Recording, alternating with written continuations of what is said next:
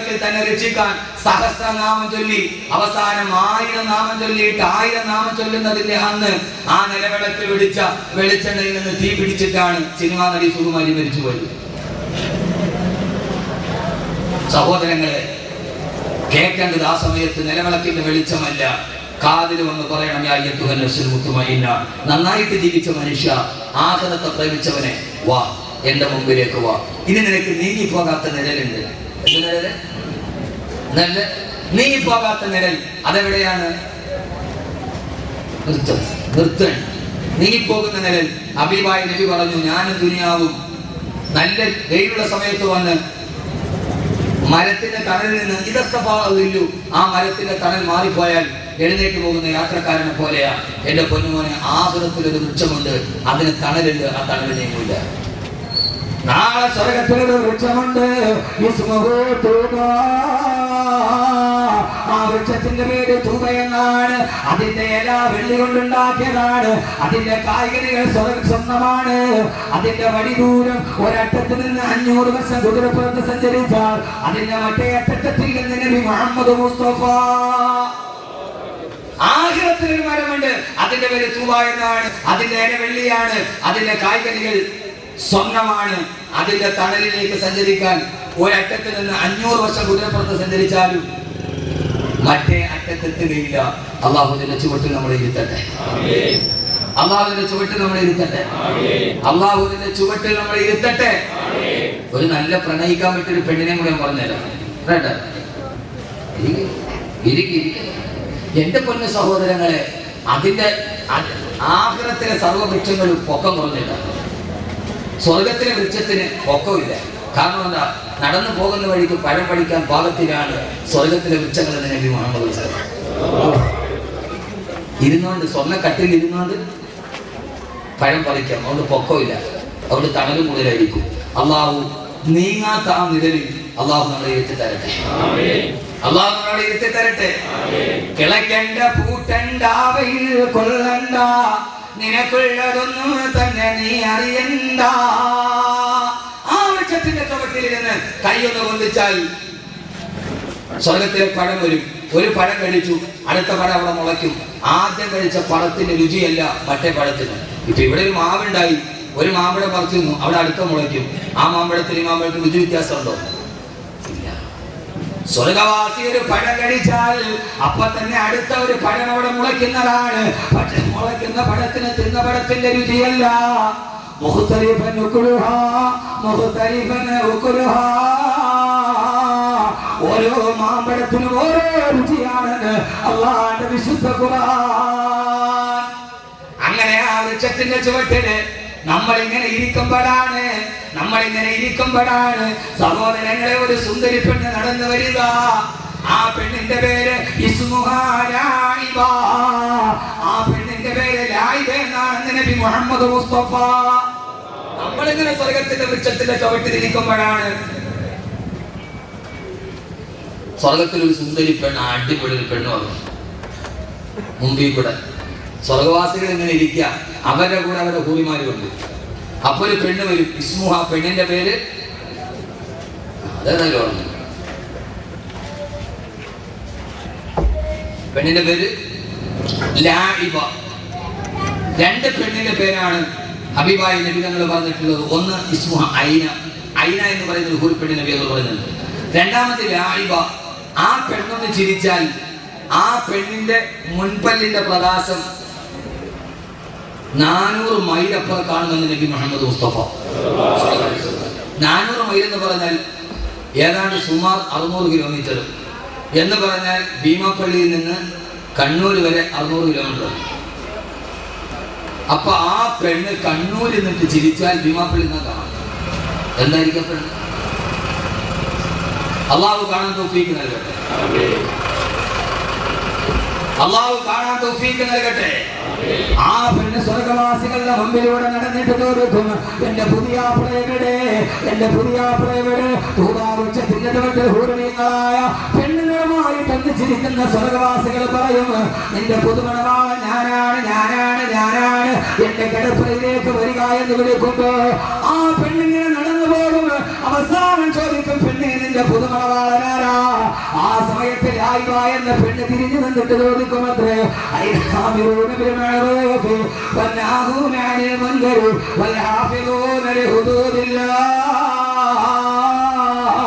സഹോദരങ്ങളെ, നന്മയ്ക്ക് വേണ്ടി കൽപ്പിച്ചവരുടെ തിന്മേ തടുത്തവരുടെ അള്ളാന്റെ വിധിവിലക്കുകൾ അനുസരിച്ചു ഈ ഭൂമിയിൽ ജീവിച്ചവരുടെ ഞാൻ നിങ്ങളോട് വസിയത്ത് ചെയ്യുകയാണ്. അള്ളാഹുവിന്റെ വിധിവിലക്കുകൾ അംഗീകരിച്ച് ജീവിക്കണം. പടച്ചറപ്പിന്റെ ഇത് നിഴലാണ്. ഈ നിഴലിപ്പ് നീങ്ങിപ്പോയാലും ആ സമയത്ത് പടച്ചറപ്പിന്റെ വിധിവിലക്ക് അംഗീകരിച്ച് ജീവിക്കണം. സ്വന്തം ശിഷ്യന്മാരുടെ കൂടെ കാർയാത്ര ചെയ്യുമ്പോ ഖുർആൻ ഓതിയപ്പോൾ ആയത്ത് തെറ്റിപ്പോയി. പിന്നീട് ഇരുന്ന് കരയാൻ തുടങ്ങി. അസ്തഗ്ഫിറുല്ലാഹൽ അലീം, അസ്തഗ്ഫിറുല്ലാഹൽ അലീം, അസ്തഗ്ഫിറുല്ലാഹൽ അലീം. അല്ലാഹുവേ, ഞാൻ ഒരായത്തറിയാതെ തെറ്റിപ്പോയല്ലോ അല്ലാഹ്. കരച്ചിലങ്ങട് തുടങ്ങിയിട്ട് പിന്നീട് ഉസ്താദ് പറഞ്ഞ ഒരേ ഒരു വാക്ക് അസ്തഗ്ഫിറുല്ലാഹൽ അലീം. വീട്ടിൽ പോയി കാറ് നിർത്തി കരഞ്ഞുകൊണ്ട് ഇസ്തിഗ്ഫാർ പറഞ്ഞിട്ട് ഇറങ്ങിപ്പോയി. അന്ന് രാത്രി തഹജ്ജുദ് നിസ്കരിച്ചിട്ട് പാതിരാത്രിയിൽ പടച്ചറപ്പിനോട് പൊട്ടിക്കരഞ്ഞു അസ്തഗ്ഫിറുല്ലാഹ്. അവരാരും നിലനിർത്തപ്പെട്ടവരല്ല. എന്റെ പ്രിയപ്പെട്ട സഹോദരങ്ങളെ, മലപ്പുറം ജില്ലയിലെ പെരിന്തൽമണ്ണയിൽ നിന്ന് 10 കിലോമീറ്റർ അപ്പുറയാണ് പട്ടിക്കാട് ജാമിഅ നൂരിയ. ഒരു വലിയ പ്രസ്ഥാനത്തിന്റെ അവസാനത്തെ വാക്ക് പ്രസിഡന്റ് ആകുമ്പോഴും നിഴലിനെ പ്രണയിക്കുന്നവർ മുഴുവൻ ചുറ്റുകൂടി എന്ത് കയ്യിൽ വെച്ച് കൊടുക്കാനുള്ളപ്പോഴും പെരിന്തൽമണ്ണയിൽ നിന്ന് പ്രൈവറ്റ് ബസ് വന്നപ്പോൾ കൈ കാണിച്ച് അവിടെ നിന്ന് ജാമിഅ നൂരിയയിൽ പോയി ദറസെടുത്ത മഹാനായ മനുഷ്യനാണ് ബഹുമാനപ്പെട്ട ശൈഖുന കാളമ്പാടി ഉസ്താദ്. മഹാനവറുകൾ മരിച്ച ദിവസം കൂടിയാണ്, മഹാനവറുടെ ആണ്ടുകൂടിയാണ്. അള്ളാഹ് അതിനുവേണ്ടിയാണ് ഈ സദസ്സ് കൂടി സംഘടിപ്പിക്കപ്പെട്ടത്. അള്ളാഹുവിനെ കബറിടം വിശാലമാക്കി കൊടുക്കുമാറാകട്ടെ. അള്ളാഹുവിനെ കബറിടം വിശാലമാക്കി കൊടുക്കുമാറാകട്ടെ. അള്ളാഹുവിനെ കബറിടം വിശാലമാക്കി കൊടുക്കുമാറാകട്ടെ. ഈ ദുനിയാവിനോടുള്ള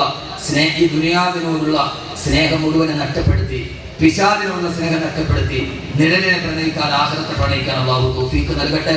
അള്ളാഹു നാം ഏവരെയും സ്വീകരിക്കുമാറാകട്ടെ. ഒരൊറ്റ കാര്യം കൂടി പോകുന്നതിന് മുമ്പ് ഒരൊറ്റ മൂലി പറഞ്ഞു തരാം. ദുനിയാവിനെ മനസ്സിൽ നിന്ന് കളയണം, അത് ആദ്യം ചെയ്യണം. പിശാചിനെ കളയണം. പിശാചിനെ കളയണമെങ്കിൽ എന്ത് ചെയ്യണം? എല്ലാ ദിവസവും രാത്രി കിടക്കുന്നതിന് മുമ്പ് ഇത് പതിവായി ഓതുന്ന ആളുകൾ അവനെ പിശാച് സ്വാധീനിക്കില്ലെന്ന് നബി മുഹമ്മദ് മുസ്തഫ. എന്തിനേറെ അയാൾക്ക് സിഹ്ർ പോലും ബാധിക്കില്ലെന്ന്. ആർക്ക്? പ്രിയപ്പെട്ട സഹോദരിമാരെ, മഗ്രിബിന്റെ സമയമായാൽ മക്കളെ വിളിച്ചിട്ട് തലയിൽ കൈവച്ചിട്ട്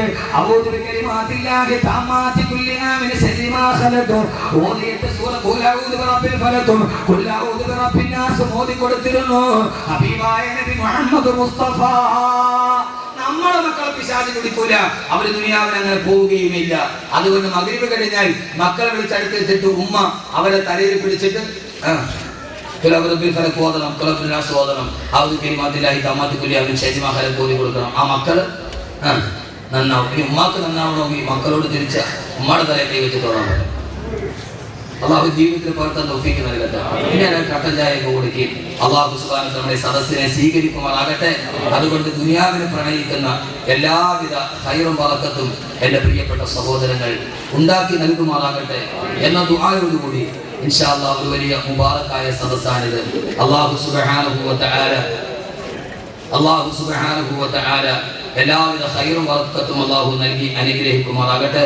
റബ്ബ് സുബ്ഹാനഹു വ തആല എല്ലാവിധ നന്മകളും നൽകി അനുഗ്രഹിക്കുമാറാകട്ടെ. എൻ്റെ പ്രിയപ്പെട്ട സഹോദരങ്ങളെ, കഴിഞ്ഞ 18 ദിവസം മുമ്പ് പെരിന്തൽമണ്ണയിലെ, മലപ്പുറം ജില്ലയിലെ പെരിന്തൽമണ്ണയിൽ തേലക്കാട് ബസ് അപകടം നടന്നു. നിങ്ങളെല്ലാവരും അറിഞ്ഞിട്ടുണ്ടാവും. ആ ബസ് അപകടത്തിൽ 15 ആളുകളാണ് മരിച്ചത്. തേലക്കാട് ഞാനവിടെ പദപ്രഭാഷണം നടത്തിയ സ്ഥലമാണ്. ഖുർആൻ സ്തുതിച്ച അടിമ എന്ന ഇപ്പൊ ഇറങ്ങിയ ക്യാസറ്റ് ഞാൻ അവിടെ പ്രസംഗിച്ചത്. ഉസ്മാൻ റളിയല്ലാഹു അൻഹുവിനെ കുറിച്ചുള്ള പ്രഭാഷണം. കഴിഞ്ഞ ആഴ്ച ആ മരിച്ചുപോയ 10 പെൺകുട്ടികൾ, 16, 17, 15 വയസ്സുള്ള കുട്ടികൾ, വെള്ളിയാഴ്ച ജുമാ നമസ്കാരം കഴിഞ്ഞ് 1:30 മണിക്കാണ് അപകടം നടന്നത്. ഞാൻ സന്നൽ ജുമാ മസ്ജിദിൽ നിന്ന് ജുമ കഴിഞ്ഞ് റൂമിൽ വരുമ്പോൾ തേലക്കാടിലെ എൻ്റെ ഇതേപോലെ വാത് കേൾക്കാൻ വരുന്ന ധാരാളം സുഹൃത്തുക്കൾ, ഉസ്താദെ വാഹനാപകടം നടന്നു, ദൃശ്യം ഭീകരമാണ്, 18 ദിവസം എനിക്ക് പോകാൻ സമയം കിട്ടിയില്ല. കഴിഞ്ഞ ആഴ്ച ഞാൻ പോകുമ്പോൾ അവിടുത്തെ പള്ളിയുടെ ഖബർസ്ഥാനിൽ 10 പെൺകുട്ടികളെ, 15, 16, 17 വയസ്സുള്ള 10 പെൺകുട്ടികൾ. മുബശ്ശിറ, തസ്ബീഹ, നാദിയ, ഫാത്തിമ, 10 ഖബറുകൾ നിരന്ന് കിടക്കുകയാണ്. ആ മണ്ണിന്റെ ഉള്ളിൽ അല്ലാഹുവേ കരയാത്തവരാരുമില്ല. ഞാൻ അവിടെ വെച്ച് ദുആ ചെയ്തു. എന്റെ ആരുമല്ല അവർ, എന്റെ സഹോദരിമാരല്ല. പക്ഷേ ഞാൻ അവിടെ പ്രസംഗിക്കുമ്പോൾ അവരെന്നെ കണ്ടിട്ടുണ്ട്, ഞാൻ അവരെ കണ്ടിട്ടില്ല. എന്റെ വാത് കേൾക്കാനെത്തിയ 10 പേരാണ് 17 വയസ്സുള്ളവർ. അവിടെ 15 മരണ വീടുകളിൽ ഞാൻ കയറി ഇറങ്ങി. 2 ഹിന്ദുക്കൾ, 13 മുസ്ലിമീങ്ങൾ, എല്ലാവരുടെയും വീടുകൾ, ആ ഹിന്ദു സഹോദരങ്ങളുടെ വീടുകളടക്കം ഞാൻ പോയി. 13 വീടുകളിൽ പോകുമ്പോൾ മക്കൾ നഷ്ടപ്പെട്ട വാപ്പയും ഉമ്മയും 4 പെൺകുട്ടികൾ കളിക്കൂട്ടുകാരികളാണ്. സ്കൂളിലോട്ട് പോകുന്നതൊന്നിച്ച്, വരുന്നതൊന്നിച്ച്, ഭക്ഷണം കഴിക്കുന്നതൊന്നിച്ച്, പഠിക്കുന്നതൊന്നിച്ച്, മരിച്ചതും ഒന്നിച്ച്, ഖബറടക്കിയതും ഒന്നിച്ച്. ആ 4 പെൺകുട്ടികൾ 1:30 മണിയായതുകൊണ്ട് ജുമയുടെ സമയം പുരുഷന്മാരാരും വണ്ടിയിലില്ല. പെരിന്തൽമണ്ണ ട്യൂട്ടോറിയൽ കോളേജിൽ നിന്ന് പരീക്ഷയും എഴുതിയ ആ വിദ്യാർത്ഥികൾ ഡ്രൈവറിന്റെ സ്പീഡ് തെറ്റിയപ്പോൾ ഓവർ സ്പീഡിൽ പാഞ്ഞു. പെൺകുട്ടികൾ ചോദിച്ചു, എന്തിനാ ഇത്ര സ്പീഡ്? വണ്ടി 4 മിനിറ്റ് ലേറ്റായി. ആ 4 മിനിറ്റ് അഡ്ജസ്റ്റ് ചെയ്യാൻ ചെറുപ്പക്കാരൻ ഓടിയ തേരോട്ടം. എന്റെ പ്രിയപ്പെട്ട സഹോദരങ്ങളെ, വാഹനം പോയി ഒരു വലിയ മാവിലേക്ക് ഇടിച്ച് വാഹനം ചിതറിത്തെറിച്ച് അവിടെ പോയി കാണുമ്പോൾ രക്ഷാപ്രവർത്തകരനോട് നേരിട്ട് പറഞ്ഞത്, നിലവിളിക്കുന്നുണ്ട് പെൺകുട്ടികൾ, 15, 16, 17 വയസ്സുള്ള കുട്ടികൾ, ഞങ്ങളെ രക്ഷിക്കണമെന്ന് നിലവിളിക്കുന്നുണ്ട്. കയ്യിൽ പിടിച്ചാൽ അനങ്ങാൻ കഴിയുന്ന അരക്കി പോട്ട് ബസ്സിന്റെ ലോകത്തകടിലേക്ക് ഞെരിഞ്ഞിറങ്ങി തൊട്ടടുത്തുള്ള ഒരു JCB വിളിച്ചുകൊണ്ട് വന്ന് ലോകത്തകട് മുഴുവനും പൊട്ടിച്ചെടുത്ത് നിലവിളിച്ച പെൺകുട്ടിയുടെ കയ്യിൽ പിടിച്ചു വലിച്ചപ്പോ കൈ പിടിതു മാറി വന്നു. കാലിൽ പിടിച്ചു വലിച്ചപ്പോ കാല് പിടിതു വന്നു.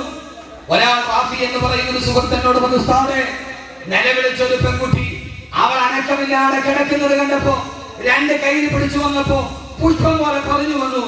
നോക്കിയപ്പോഴാണ് അരക്കി പോട്ടൊരു ഭാഗം പോലെ ശരീരത്തിന്റെ അടിയില്ല. ലോറിയുടെ ബസ്സിന്റെ ലോകത്തകടിൽപ്പെട്ട് ബ്ലേഡ് കൊണ്ട് മുറിക്കുന്ന ശരീരം 2ആയി മുറിച്ച് ഒരു പകുതി പിടിച്ചു കയറി വന്ന ഒരാളുടെ കയ്യിൽ പിടിക്കുമ്പോൾ ബസ്സിന്റെ അവശിഷ്ടത്തിൽ കുടുങ്ങിയ മറ്റാളുകളെ പറയുന്നു, കാലിൽ പിടിച്ചിട്ട് എന്നെ ഒന്ന് രക്ഷിക്ക്, എന്നെ ഒന്ന് രക്ഷിക്ക്, എന്നെ ഒന്ന് രക്ഷിക്ക്. അതിൽ തസ്ബീഹ എന്ന് പറയുന്ന പെണ്ണ് മരിച്ചത് 1:30 മണിക്കാണ്. 2 മണിക്ക് അവളെ കാണാൻ വീട്ടിൽ പുതിയാപ്ല വരികയാണ്.